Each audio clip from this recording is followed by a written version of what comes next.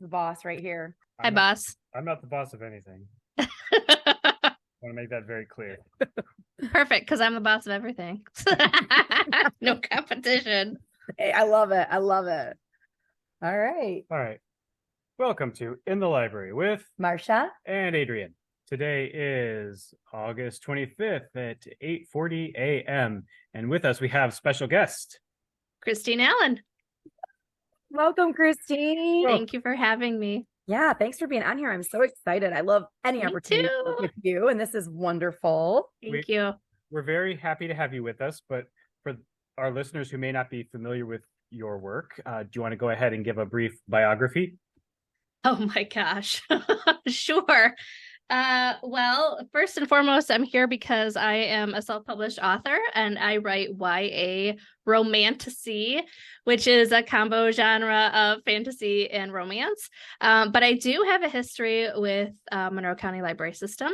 I worked there for about 7.5 years, and I did a bunch of different stuff at a couple different branches. I was a clerk. I did youth services and story times, and I also did work at the admin building. So deep history with the library here. Wearing many hats. And here specifically at Bedford, you did the writing circles and the Fandom Friday and Yep. the teens. You just did a lot of stuff here. A lot Here of at stuff. Bedford. I'm saying here because I'm here as well, but did a lot of stuff at Bedford. But like you said, and then at admin and everywhere. Yes. Do you want to talk a little bit about the River Raisin Review too? I mean, Yeah. tell a little bit. Yeah. So we started that, let's see, I want to say 2019, 18, something like that. It was like right before the pandemic, unfortunately, which kind of caused a dent in things. But yeah, we started a literary review for Monroe County Library System, accepting poetry and short stories. And it was a great run while it lasted. So cool. Yeah. I still like to talk about it and pass them out. And I had one, of course I have that and a copy of your book and everything ready at Ellis for this morning, but I'm not there. So we're just winging it. Yeah. Yeah. It was really wonderful to see how many people were interested in the community were interested in submitting their pieces, and all these like wonderful authors and artists and, you know, all the things that they come up with and how interested they were to be a part of that. We were very honored for all of the submissions that we got. Unfortunately, we couldn't publish them all when we were running, but it was really great to see all these creative people come together and you guys making that happen. It was so wonderful. Yeah. And then onto I like that you said romantasy. I don't know that I'd heard that before, but I like it, and I'm going to use that. Maybe that's a common phrase, but this is the first time hearing it. It's somewhat new. I mean, so my story is about pirates and magic, and the second book has dragons in it. I know it's coming up. Yeah, it's coming up. Sorry, I'm probably jumping the gun here. Hopefully the end of this fall. Okay. So I'm wrapping up a few things now, and then it goes into editing, which takes a little bit of time. And then I'm a self-published author, so I format it myself. But yeah, so romantasy is kind of a newer term. So I write fantasy, but also it has a really, really strong romantic arc. And so a lot of people, especially on TikTok, have kind of combined those genres and called it romantasy. And I'm like, why didn't I think of that? Oh, I like it too. I love it. We should have been saying that all along. I always like to say, when I talk about Veil of Sea and Secret of your first one in the trilogy, I always like to say it's kind of like, you know, like if Harry Potter meets Pirates of the Caribbean, like it's just kind of, you know, adventure and magic and everything. I love that you just said dragons as a teaser. That's exciting. Yes. Zombie dragons. Oh, that's even better. Dragons. Kind of mash it up a lot. Yeah. Or drombies. But I also want to take this time to say again, thank you to you, because you so graciously and kindly donated your books so I could take a set to the youth center, the youth detention center right next to the Ellis Library. And they loved it. They were, you know, I was hoping that you could meet them. Maybe you could come at some point and just, they were so excited. And all of them were asking, when is book two? When is book two? So again, you have more people on the edge of their seat, you know. When I first wrote the book, I was like really gung-ho. I wrote the book and then it took me a while to self-publish it. And then I was kind of on a roll, and then like life just hit And it was supposed to come out like fall of that year. And now it's like almost 2 years later. I'm like, well, better late than never. Yep, I have a list of people who ask me frequently if it's ready, because I was like, oh, it's gonna be fall. Just kidding. Now it's spring. Just kidding. So, I mean, people keep asking, and I can't wait to cut it loose when it's ready. I know, and I feel terrible. I feel really blessed that people are excited about it, and I feel there's this, especially when you're a self-published author, there's like a weird pressure of schedule that people follow. Some authors do what's called rapid release, where they literally release a book a month, and because like people just gobble them up. And then there's people like me who take their time, and not to say that rapidly release is bad or anything like that, but sometimes it just takes time. And I have 2 boys and I have a big fat orange cat, and I have work and a household, and it's just sometimes it's really hard to get myself together to work on things. And I'm doing what I can, and I'm trying to hold myself accountable and get that second book out, because I'm really excited about it too. I mean, I want to tell people about it, but I don't want to tell too much. I cannot wait. Do you have? Thank you. Because I have one more thing to cover, but I can do it after you. Oh no, go ahead. Well, I mean, there can be more than this, but I also wanted to say that you also attended Writers on the River, which is happening again. I don't know if you're attending again this year, but that is coming up. We just sent out the invites for it. I actually didn't bring. Yes. Oh, did you? Okay. I did. I got the deadline. Hey, submit your information by this date, and I'm holding off because I really want to include my second book in it. Sure. So, but yes, I will be there. I will definitely be there. Oh, wonderful. Yeah. So that is coming up. Watch for it. If you are an author and you want to join, you could go on our Facebook page or our website for the invite for all the information at mymcls.com. You're still welcome to join Writers on the River. It's a wonderful event at the Ellis Library, literally on the river on a Sunday afternoon in November. I wish I had the date in front of me. But yeah, definitely check out the website. Come if you are not an author and you want to come meet some fabulous authors. Make sure you attend Writers on the River as well. All right, Adrian, tap in. What you got? If you could ban one condiment from the world, what would you ban? Oh my gosh. I really need to think about this, because I am a condiment connoisseur. Same. I like sauces. I like condiments. So we're specifically talking about like liquid or cream condiments, right? Because I would consider some like side dishes like pickles condiments. Oh yeah. We'll just go with saucy. Okay. I'm with Robin. Robin just about mustard, and I'm with Robin with yellow mustard. What? Yeah, I know. I'm sorry. I love all sauces too, but I need a fancier mustard than yellow. Boy, this is really, really hard. She's got a So I have a culinary background. I have a culinary degree, and I worked as a chef for a while. Wearing many hats everywhere. I know if you took away condiments, you kind of take away like flavor. Okay.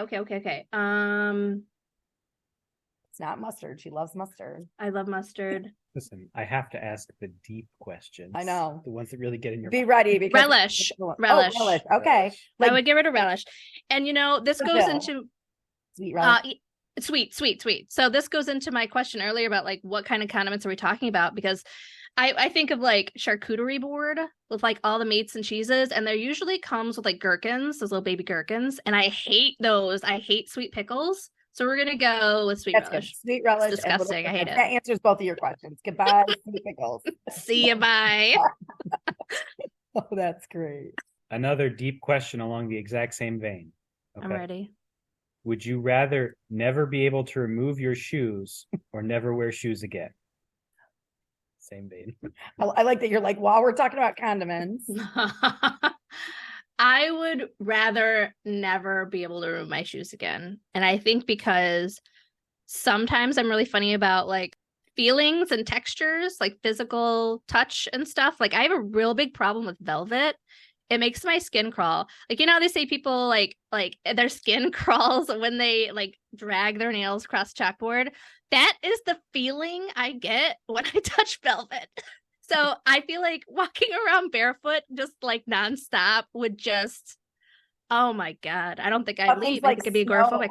Snow and glass and fire. Unfortunately, I feel like That's also a good point. My immediate answer was I have an aversion to shoes and socks, so I'm going to go barefoot for life. But then I was thinking you took the smarter route because I'm going to get blisters and cuts and bruises. What about you, Adrian? You didn't answer either of those. What's what the heck? What's the condiment you would ban? Let's hear it. I would ban pickled ginger. I don't like pickled ginger. I would prefer to have to wear shoes forever. I hope it's this. I hope it's these shoes too. By the way, he has a mismatched pair of super fun neon shoes on that no one can see, but just take my word for it. They're styling. I mean, let's see them. Ta-da! Oh, Chucks, perfect. I like those orange ones in particular. I know, me too, but I like the mismatch. So sorry, listeners, but I hope these are the shoes he has to wear the rest of his life. That would be really uncomfortable because those shoes will squeeze your feet by the end of the day. I mean, you would have no feet left, I think, after like a week. No feet, no face. That'd be Adrian. Oh, that's really funny. Also, I mean, I know I like have a story for everything, but I feel the same way about touching that velvet or like that fake velvet. Growing up, we had like a pillow that my mom had on our couch that it's my siblings too. We could not stand to touch it. And we named him George and we would like throw him at each other because no one could stand to touch him. And when you said that, I'm like, I always felt like a weirdo admitting that I couldn't stand that feeling. And when you said it, I was like, yep. I have no problem admitting that I am frequent to textures and, I think that's so I also don't eat meat for the most part. And it's a real big texture problem for me. Like I just much chewing of a lot of chewing, a lot of blah. About what you're chewing. I'm okay if I'm not thinking. Yeah. I feel that way about eggs. Like I'm okay. Like in breakfast, I'm like, oh, I love eggs. And then I'm like, where did these come from? I better not think of it. Right. Just think it's a lot of protein. Protein, it's good for you. I try not to think about it too much. Speaking of eggs, what are you reading? There we go. Oh my gosh. So recently I started, which is like, this is going to be not fun for anybody, but Beth Revis, who is a YA author, has, and I actually brought it. I wasn't sure what you can't see it because this is a podcast, that's why you can't see it, but my background is Hi, Marsha. So I'm actually reading Paper Hearts, which I think the library has a copy of. So if anybody is a budding or interested in writing YA, Beth Revis has created a series of books that help you. I think there's 3 books in the series, and it covers writing the book, so drafting the book. It's all YA too. It's YA based, young adult. So the first one covers drafting the book. The second one covers publishing the book, self-publishing the book. And the third one covers marketing, I believe. And she's created workbooks to go with those. But I'm rereading that to make sure that when I outline my books, I'm kind of on par. So highly recommend, but that is my current read. I know it's not super exciting. It's not like fiction or. I love it. I love that we even, like you say, that the library has that, or that we even offer such a great thing. And especially, I feel like tried and true from an author. Like it's great to hear that from you. Yes. So that's exciting. I've not heard of or read that. So yeah, I love that. That's a great idea. What about you, Adrian? Reading anything fabulous? I haven't touched a book in the last couple of days because I've had programs going on, but I'm in the middle of Shark Heart. Oh. The woman whose husband turns into a shark, and can their love survive? I love that one. When she purchased it, she sent me a picture of this. Like, oh, we've got to read this. I think Jen read that too, didn't she? Shark Heart. Oh, yeah. You have to let me know if I should read that one. I like that rendition of the name. I'm gonna guess this is not literary fiction. based on a true story, I believe. It's autobiography. I asked my wife if she would still love me if I had turned into a great white shark, and she said, yes, but I would divorce you. She would set you free in the ocean. She would love you while you swim away in the ocean. Oh, I love it. All right. Anything else from you, Christine, or should we talk about programs? What else do we got going? You want to talk about some of your programs? What's happening? Adrian is speechless, everyone. Speechless. He's still thinking about being released in the ocean. You think what that means for him? Do you think mermaids give the live babies or lay eggs? Bye, Adrian. Hope you I feel like there's with seahorses. I feel like there's a seahorse thing going on there. So I guess live. Yep. I don't know. I guess live. Baby, sink or swim. Well, because the males, don't the eggs release? I'm trying to think of like how the seahorses work exactly. I think they 'Cause just. I just remember pictures of little baby seahorses coming out of like. But has anyone seahorse. seen a little baby mermaid or merman? Like, what's a little baby look like? I don't know. Maybe they just come out as full adults. He's drawing me one right now. Oh, it's adorable. It's adorable. They just come out swimming. I'm gonna go with live. We're gonna go with live. That's Live, and this is exactly now I've seen one. I've seen a baby mermaid. that's They're a cute. very accurate rendition. They're really cute, guys. I like that tail. It's very dexterous. Fantastic. I'm It's gonna, a fantastic I'm gonna take. see if I can get that on the podcast. So that It's a very agile. Picture of Christine next to a baby mermaid. Merbaby. The baby A merbaby. merbaby. That's sweet. That sounds way sweeter than what I just looked at. A little mermaid. I know. rude. That thing was not a Cute. merbaby. They get Has cute. it? Have you guys seen the X-File? The X-File episode where it's like a carnival and there's a creature that crawls out of guy's stomach and kind of crawls around and kills people. That's what you just drew. Oh, that's Anybody's funny. wondering. I'm picturing more alien. I feel like you're getting old school. I love X-Files. I feel like I saw every Oh, single so good. Yeah, Oh, it's so good. later today. Yeah. I won't lie, I skipped the part where it got on the super soldier and there was When it got out of control. Casey. It did get real out of control. Yeah. I was pretty much addicted to it for a while. Like Sunday nights, we'd have to be home so I could tune into X-Files. First few seasons, I always preferred, this is like a tangent, but we're going off rails here. I always preferred the episodes that were like cryptozoology or like non-alien. I mean, I think aliens are really interesting, but like I'm a fantasy girl at heart, so I want to know about like the creatures. And there for a while they were really like it was all alien stuff, and I was like, I can't do this. Just got real serious. Cannot do it. Oh, I love it. Great. What you got, Adrian? What you got coming up? Speaking of all your We gotta programs. start pushing programs real quick here. All right. We'll talk about some programs, Christine. Right. Come along for the ride. Come on. Let's go. Okay. When this comes out, you'll have exactly One day. Well, no, because this is going to come out Monday at around 1 and registration is going to close around 5. So you'll have roughly 4 hours to get a team together and register for Quizzical 4 Quiz NATO, which is Monday, August 28th from 6 to 7:30 p.m. Come out. It'll be a trivia competition. Lots of fun. I'm showing you the picture too. I love that it's Quiz NATO. The brains. The brains are in the tornado. Right. Brain NATO. We're also having a chess tournament Saturday, September 16th, 2023, starting at 9:30 a.m. We have 4 divisions, the under 9, the 10 to 13, the 14 to 18, and the 19 and up. Register online at bit.ly/BD chess tour or go to our website and someone will. Why am I showing you? Beautiful. Beautiful. Thank you. I appreciate it. I just wanted to show her the tornado. That's all. All I wanted to show her. Quiz NATO. And I just started. No, I want to see them all. Okay, we'll show you all. You can also go to our website at mymcls.com for these and more. Continue on. What else do you This have? one will literally be over by the time this. All right. Well, that's fine. I just grabbed some random programs to go Coming over. Thursday, September 21st, 2023 at 7 p.m. We'll have the history of Monroe's peers with historian and author Shauna Mazer. She's the author of Hidden History of Monroe County, Michigan, and she will be discussing everything that goes along with piers, which I assume is water and. Yeah, I was gonna say peers as in PIE, not peers as in your friends. You meant like peers. Listen, like I've PIE. made friends Peers. with a great many peers in my time. Okay. Oh, you're right. I stand corrected. You're friends with both all kinds She of knows everything about Your peers- everyone. Yeah, your peers are peers. If you haven't already, sign up for the Citizens Academy at the Bradford.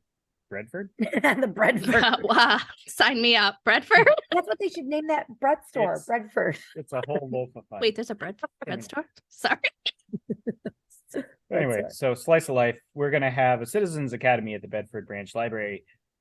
Starts, the first one is September 14th, 2023 from 6 p.m. to 8 p.m. Join us and our partners at the Michigan State Police and the Monroe County Community College for this 8-week series to learn about law enforcement at all levels.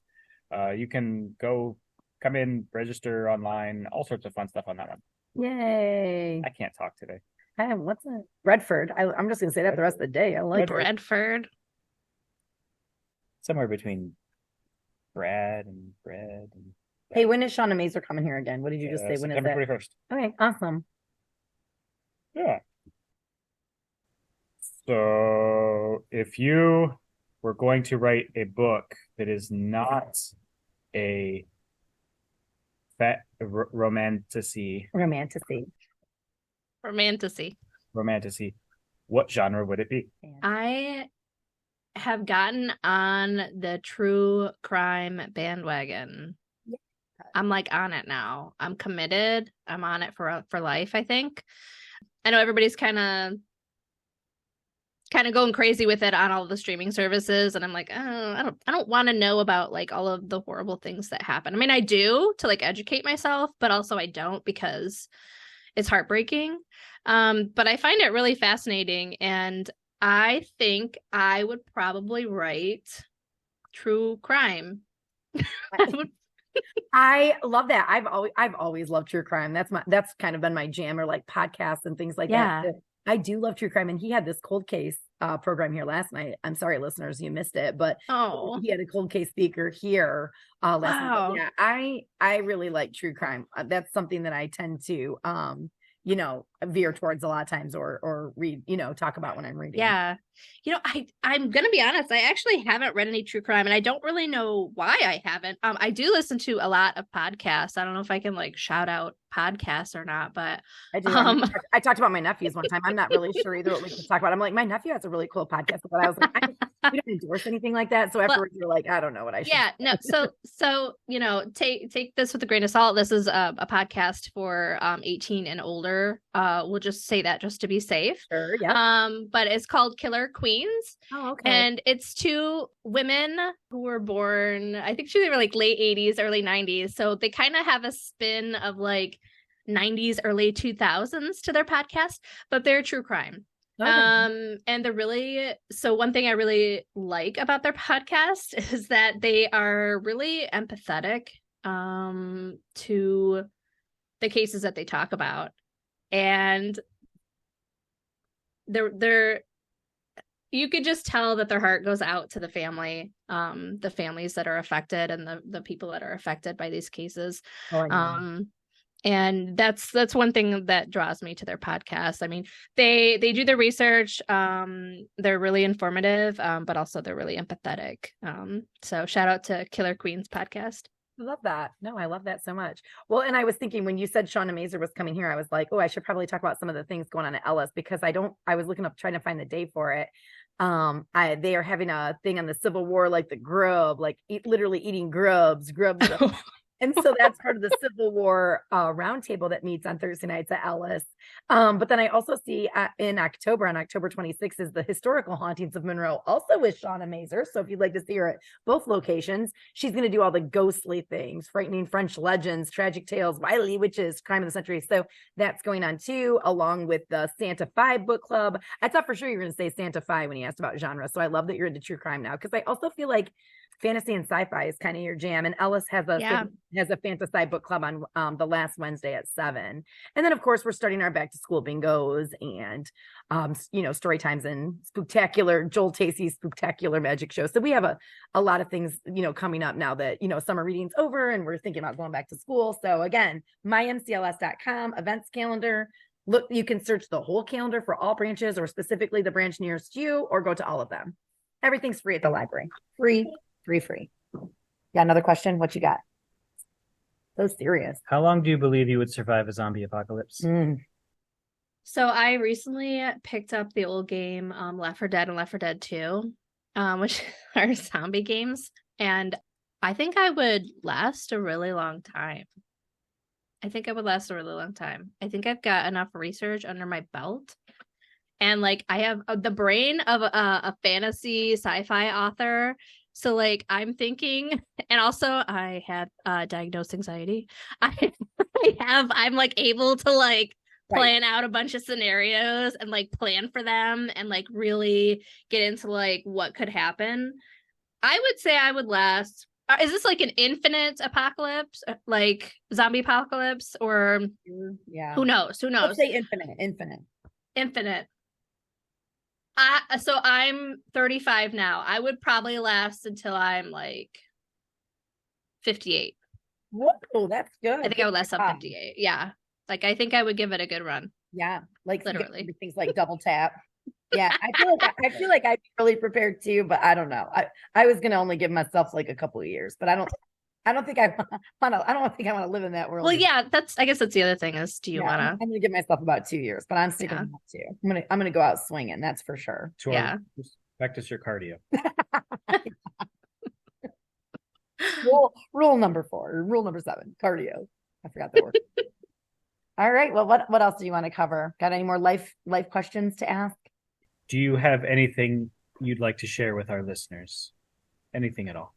Yeah, you can find my book on Amazon. You can find my book in the library, of course. You can reach out to me at christineallenwrites@gmail.com. I would love to hear from anybody who's either interested in reading my book or who's interested in writing a book. When I was at the library, I ran a writing workshop for almost 7 years there. And I know there's a really strong writing community in Monroe County and the surrounding communities. And I would love to, get with you and help you out. And yeah, I appreciate everybody who's read my book and who supported me, and especially the Monroe County Library System has been a huge support behind me. And thank you, especially you, Marsha. Thank you so much. Well, we love it. We love having you here. I love working with you. I love reading your books. I love any kind of times that we can collaborate. So looking for the Writers on the River, maybe the Youth Center Book Club, you can make absolutely. And they were, they would love to meet the author. So I love that you are inspiring people yet today. Oh, so, that's so sweet. And I Thank can't wait you. for your next book. Wait, me too. Oh, well, thank you so much for being here. Do you have anything else to add? It's like he's like a puppet. He looks like Beaker. Yeah, he looks like Beaker right now. That was a compliment, by the way. Beaker is, strong and silent type. Oh, well, thank you so much. We do want to thank you for being here. And this has been In the Library with Marsha and Adrian and our special guest, Christine Allen. Thank you. Thank you so much. Bye, guys.